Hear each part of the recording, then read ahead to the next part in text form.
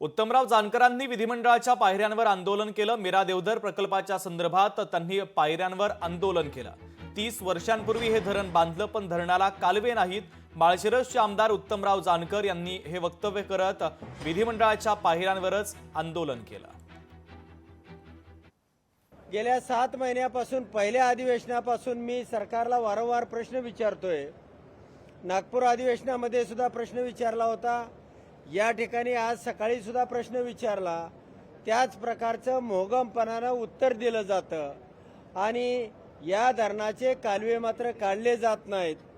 या धरणाचं जे पाणी आहे हे 19 तालुक्यामध्ये डिस्ट्रीब्यूट करून वाटलं जातं आणि जाणीवपूर्वक साधारणपणे 1500 ते 2000 कोटी रुपये फक्त लागणार आहेत आणि असं असताना सुद्धा त्या ठिकाणी पाणी दिलं जात नाही।